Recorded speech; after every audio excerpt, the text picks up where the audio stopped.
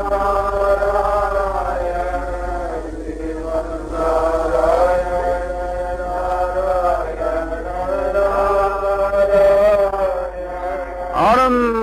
आनंदमय आनंदमय पूर्णानंद पूर्णानंद पूर्णानंद। निर्गुण है, निराकार, निर्गुण निराकार धन की बात कहने को विचार किया है। भगवत प्राप्त पुरुष मान जीवन मुक्त महात्मा जो पुरुष है, उनके हृदय का जो भाव है कई वजह से कहे ओम पूर्णमद पूर्णमिदं पूर्णात् पूर्णमुदच्यते पूर्णस्य पूर्णमादाय पूर्णमेवावशिष्यते। ओम शांति शांति शांति। वे ब्रह्म मन सतचित आनंद घन परमात्मा अपने आप करके परिपूर्ण है। पूर्ण मदय को यो भाव है।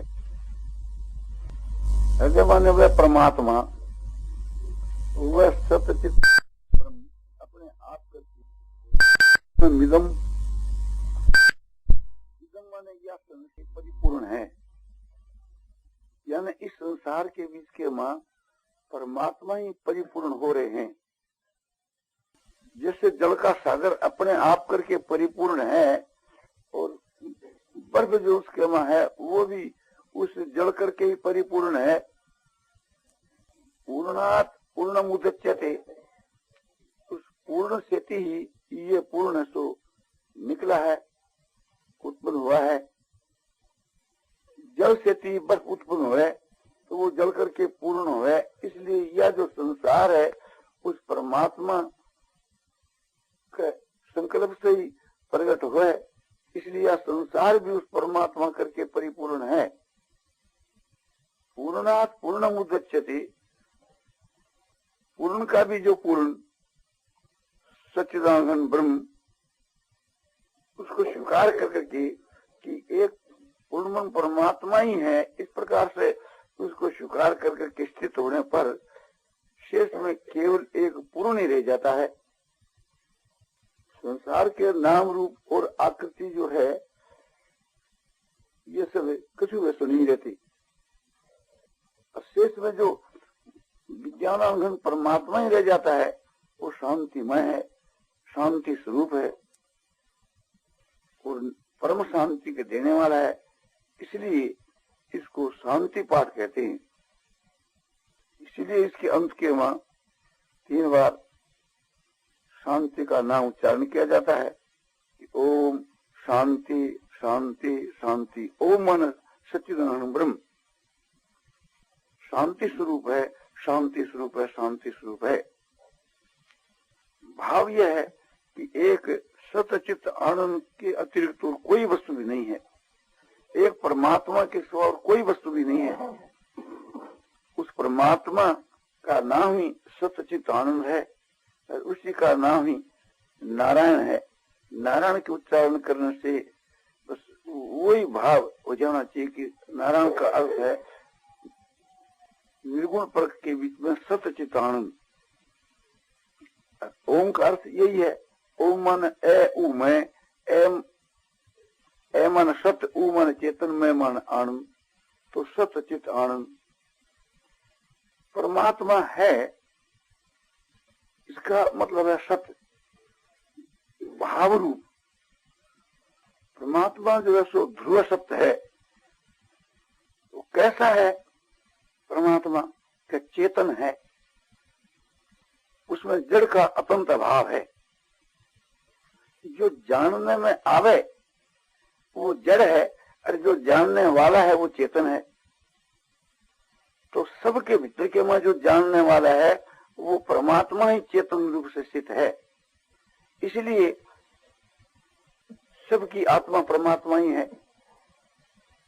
एक ही परमात्मा जीवात्माओं के रूप में अनेक दिख रहे हैं।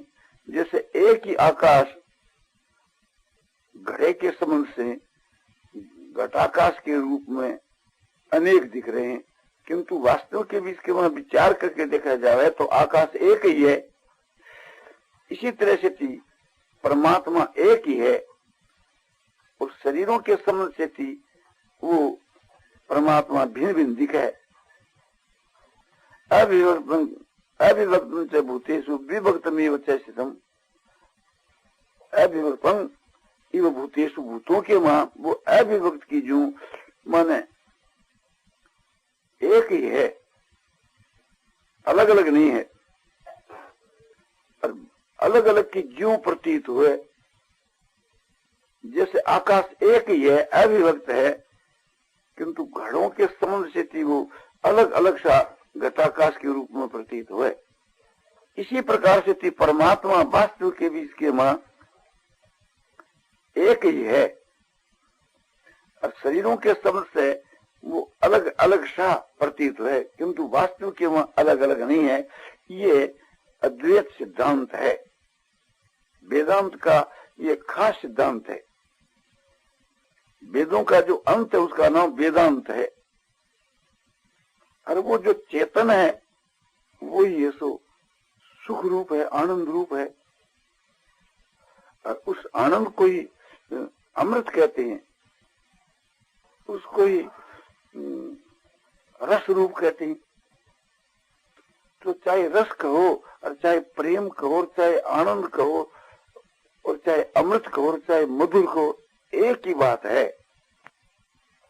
वो जो आनंद घन है मधुर होने के कारण से एक प्रकार से सगुण रूप में हो तो उसको माधुर्य मूर्ति कहते हैं। वही एक प्रकार से प्रेम के रूप में उसको प्रेममय कहते हैं। किंतु वास्तविक वहां वो आनंद है और उस आनंद का ज्ञान, उस आनंद को ये इस वास्ते उसको चेतन आनंद कहते हैं। और उसको समझाने के वास्ते दूसरा नाम उसको विज्ञान आनंद कहते हैं, उसी को बोध स्वरूप कहते हैं। वह भगवान का जो आनंदमय स्वरूप है, जब महत्व के साथ में या समष्टि बुद्धि के साथ में उसका संबंध हो जाता है तो वही एक प्रकार से बोध के रूप में और ज्ञान के रूप में भाषित होता है। असल के बीच के वहां जो है समझो कि वो चिन्मय स्वरूप है, चेतन स्वरूप है। सिर्फ इसी बात तो उसको ज्ञाता, साक्षी, दृष्टा कहते हैं। ज्ञाता, साक्षी, दृष्टा कैसा है कि वो आप ही एक प्रकार से अपने संसार की रचना करके उसका स्वयं ही अपने आप ही ज्ञाता हो जाता है। ज्ञाता ज्ञान ज्ञेय में ज्ञाता तो साक्षात परमात्मा है ही, और ज्ञान जो है, जो बुद्धि तत्व है, उस बुद्धि की वृत्ति को नाम ही ज्ञान है। और जो कुछ जानने में आवे बुद्धि के द्वारा वो सब ज्ञेय है। तो ज्ञाता तो नित्य है, सदा है। उस ज्ञाता के वहां प्रथम महत्व उत्पन्न हुए, महत्व नाम समष्टि बुद्धि को है। उससे बढ़कर और कोई तत्व नहीं, सबसे बड़ो तत्व और आदि तत्व है, इस वास्ते उसको नाम महत्व है। और महत्व के मां संकल्प होकर के संसार प्रकट हो, इस वास्ते वो महत्व ही संसार बने है। तो वो महत्व और संसार मन ज्ञेय और ज्ञान, महत्व है ज्ञान और महत्व के बाद की सब चीजें, सब पदार्थ जो महत्व के बाद पैदा हुए, जो कि भगवान के संकल्प में है। भगवान को जो संकल्प है, जिसको मन है, तो भगवान का जो मन और बुद्धि ये दोनों ही एक प्रकार से थी भगवान को ही स्वरूप है, भगवान ही मन बुद्धि के रूप में बने हैं। इसलिए एक परमात्मा के सिवा दूसरी वस्तु नहीं। जब ये सब चीज प्रतीत है तभी परमात्मा को स्वरूप ही है, क्योंकि परमात्मा को संकल्प होने से परमात्मा से कोई भिन्न पदार्थ नहीं। रात्रि के समय में स्वप्न की जो संसार है, जिसको स्वप्न आता है उसको स्वरूप ही है, वह के सिवा और कोई पदार्थ तो है ही नहीं। वो इस संसार के रूप में खुद ही बने और खुद ही आप ही अपने आप ने देख रहे हैं। इसी प्रकार से थी परमात्मा जो है सो खुद ही संसार के रूप में बने, आप ही ज्ञाता ज्ञान के रूप में हुए। आप ज्ञाता तो नित्य है ही, और ज्ञान और ज्ञे भी स्वयं परमात्मा ही है। इसी प्रकार से जो आत्मा जो है जीवात्मा व्यष्टि चेतन स्वयं ही एक प्रकार से अपने व्यष्टि जो ज्ञान है, व्यष्टि जो ज्ञे है, और जो कुछ एक प्रकार से उसको प्रतीत हुए वो स्वयं आप ही संकल्प के रूप में बन करके आप ही अपने देख रहे हो। इस वास्ते स्वप्न की संसार बने। जीव के वह अज्ञान होने के कारण से थी कि जीव परवश है माया की, और स्वप्न जो है सो माया कार्य, और भगवान कोई परवश नहीं है। भगवान की जो शक्ति है उसी को नाम प्रकृति है, और प्रकृति कोई जो कार्य है सो महत्व है, और महत्व कोई कार्य है सारी संसार। इसलिए वो परमात्मा की प्रकृति कोई परमात्मा से अलग कोई चीज नहीं। इसी प्रकार से जीव की जो प्रकृति स्वभाव जो है, और जो कुछ स्वप्न की संसार है और वर्तमान की संसार में जीव की जो कल्पना है, राग द्वेष है, और जीव की मानी हुई जो संसार है से जीवात्मा को स्वरूप ही है। वेदांत के अनुसार जो भी कुछ है सब परमात्मा को ही स्वरूप है। इसलिए उस परमात्मा को ध्यान करना चाहिए। परमात्मा जो है सो आनंद स्वरूप है। कैसो जो आनंद है ये पूर्ण आनंद है, और कैसो आनंद है कि भाई कोई सीमा नहीं है, इस वास्ते उसको अपार आनंद कहते हैं। और कैसो जो आनंद है शांतिमय आनंद है, इस वास्ते उसको शांत आनंद कहते हैं। और आनंद ही आनंद है, उसके स्वाद दूसरी वस्तु नहीं, इस वास्ते घन आनंद कहते हैं। और देश और काल करके कभी वो विचलित नहीं हो, इस वास्ते उसको अचल आनंद कहते हैं। और है वास्तव के मां, इस वास्ते उसको ध्रुव आनंद कहते हैं। और वो सदा है, इस वास्ते उसको नित्य आनंद कहते हैं। और नित्य होने से ही वो सत्य है। और उस आनंद को ज्ञान आनंद नहीं है, इसलिए उसको विज्ञान आनंद कहते हैं और बोध आनंद कहते हैं। और उससे बढ़कर और कोई वस्तु नहीं है, इस वास्ते उसको परमाणु कहते हैं। उससे कोई महान नहीं है, इस वास्ते उसको महान कहते हैं। और मन के द्वारा भी उसको चिंतन नहीं हो सका उस आनंद को, इस वास्ते उसको अचिंत आनंद कहते हैं। सूक्ष्म हुई शुद्ध जो बुद्धि और तीक्ष्ण जो बुद्धि है, उसी से उस परमात्मा के स्वरूप को अनुभव है। वो भी बुद्धि से मिले हुए जो परमात्मा को स्वरूप है, उसी को बुद्धि से अनुभव है। इसलिए उसको बुद्धि ग्राज कहते हैं। सुखमा पंक्ति कंग तद बुद्धि ग्राजम अतीन्द्रियम, वो अत्यंत सुख है और बुद्धि से ग्रहण करने में आता है। बुद्धि से मिला हुआ जो परमात्मा का जो स्वरूप है, महत्व से मिला हुआ जो परमात्मा का स्वरूप है, वो ही बुद्धि के द्वारा ग्रहण करने में आता है। और जो निर्विशेष जो ब्रह्म का स्वरूप है, बिल्कुल जो सच्चित आनंद ब्रह्म का जो स्वरूप है, वो तो बुद्धि से भी ग्रहण करने में नहीं आता। वो तो स्वयं आप ही भगवान अपने आप को आप जाने हैं। जिस काल के मां बुद्धि के द्वारा उस परमात्मा के स्वरूप को ये जीवात्मा अनुभव करता है, फिर उससे कभी चलायमान नहीं होता, उसी में तद्रूप हो जाता है। तद्रूप कैसे कि जैसे गीता की 5वें अध्याय के 17 के श्लोक में बतलाया है। ये जो श्लोक बतलाया गया तो गीता की 6वीं अध्याय का 21 का श्लोक था, और अब जो बतलाया जाता है वो 5वें अध्याय का 17 का श्लोक है। तद्बुद्धस्तदात्मानः तन्निष्ठास्तत्परायणा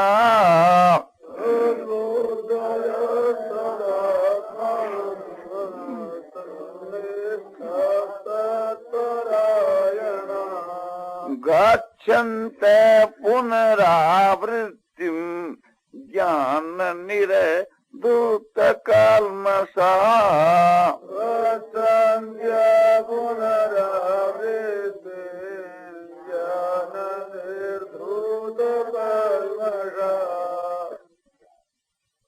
तद्बुद्धि तदात्मा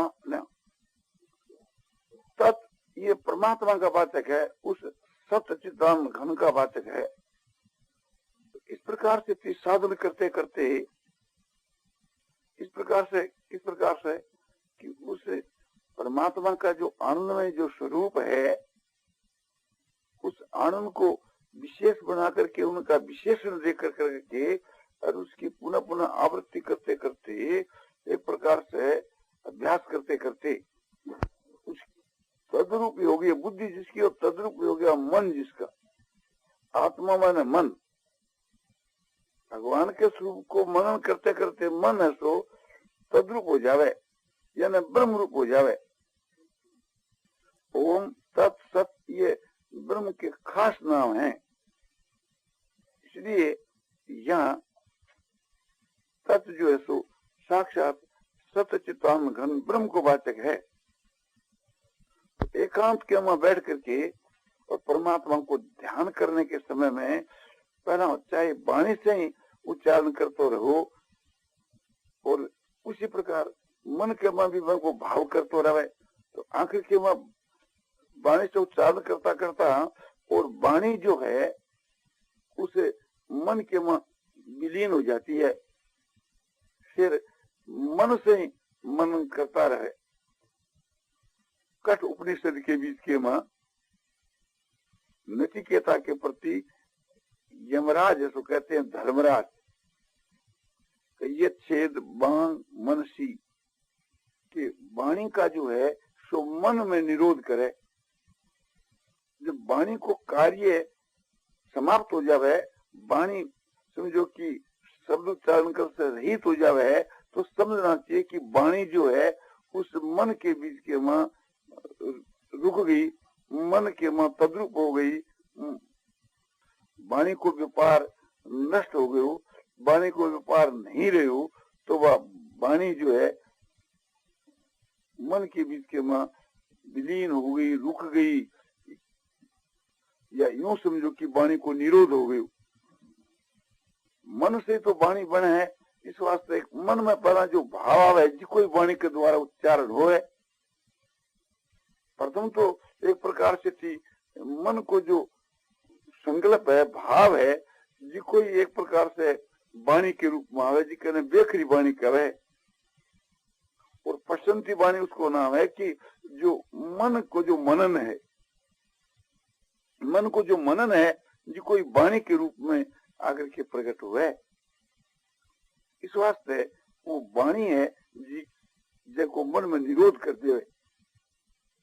किस प्रकार से थी भगवान के जो विशेषण है, परमात्मा ब्रह्म के जो विशेषण है, उन्हें विशेष के साथ के बीच के वहां विशेषण देकर विशेष मान लो ब्रह्म का जो आनंदमय स्वरूप है, उस आनंदमय स्वरूप को विशेष मान लिया और उसके साथ में विशेषण देने लगे, बारंबार उनकी आवृत्ति करने लगे। किस प्रकार से थी? आनंदमय आनंदमय, पूर्ण आनंद पूर्ण आनंद, अपार आनंद अपार आनंद, शांत आनंद, घन आनंद, अचल आनंद, ध्रुव आनंद, नित्य आनंद, बोध स्वरूप आनंद, ज्ञान स्वरूप आनंद, सम आनंद, अचिंत आनंद, परम आनंद, महानंद, अत्यंत आनंद, आनंद ही आनंद, आनंद ही आनंद। इनका भाव यह है कि वह परमात्मा आनंदमय है, यानी आनंद ही आनंद है। आनंद की अतिरिक्त और कोई वस्तु नहीं। पूर्ण आनंद यानी आनंद की कोई कमी नहीं, परिपूर्ण है। आनंद ऐसो अपने आप करके परिपूर्ण है। इस वास्ते उस परमात्मा कहते पूर्ण आनंद। और उसकी कोई सीमा नहीं, इसलिए कहते हैं अपार आनंद। परमात्मा जैसो शांति स्वरूप है, विक्षेप का अत्यंत अभाव है, कल्पना का अत्यंत अभाव है, वो एक प्रकार से कल्पना रहित निष्कलंक है। इस वास्ते उसको कहते हैं कि शांत आनंद, उसी को निर्वाण कहते हैं।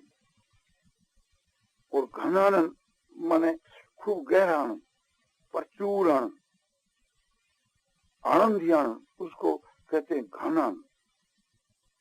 आनंद के तो एक दूसरी वस्तु नहीं, खूब गहरा है, इस वास्ते घनानंद।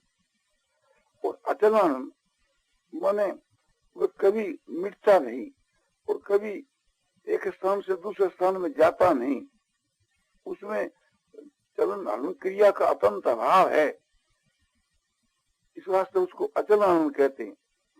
और ध्रुवानंद माने वो वास्तव में सत्य है, भाव रूप है, इस वास्ते उसको ध्रुव आनंद कहते हैं, ध्रुव सत्य। और वो सदा है, इस वास्ते उसको नित्य आनंद कहते हैं, इसीलिए उसको शाश्वत कहते हैं, नित्य कहते हैं। और वो आनंद अपने आप करके अपने आप को जाने है, इस वास्ते उसको बोध स्वरूप आनंद कहते हैं, ज्ञान स्वरूप आनंद कहते हैं।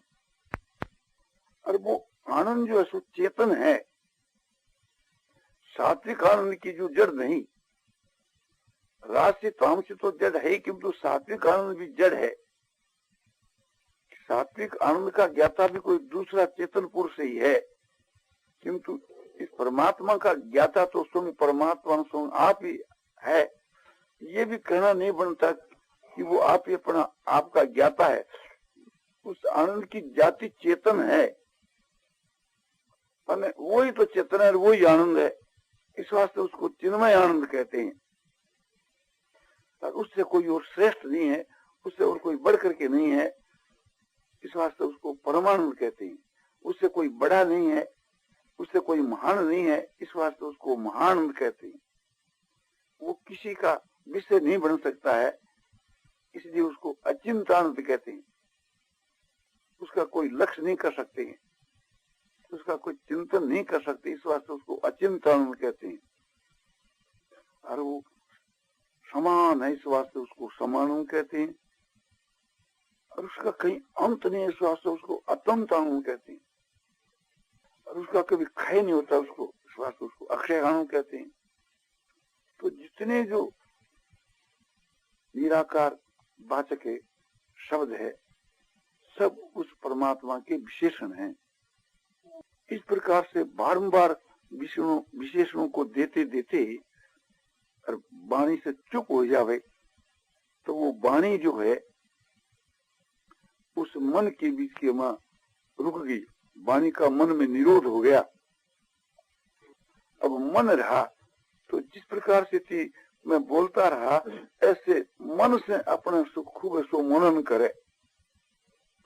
किस प्रकार से, जैसे मन ही मन के मां बोले नहीं, मैं बोल कर तो केवल बतलाता हूँ, किंतु ऐसा मन में भाव करे कि पूर्ण आनंद, अपार आनंद, शांत आनंद, घन आनंद, अचल आनंद, ध्रुव आनंद, नित्य आनंद, बोध स्वरूप आनंद, ज्ञान स्वरूप आनंद, परम आनंद, महानंद, अचिंत आनंद, अतंत आनंद, इस प्रकार से थी।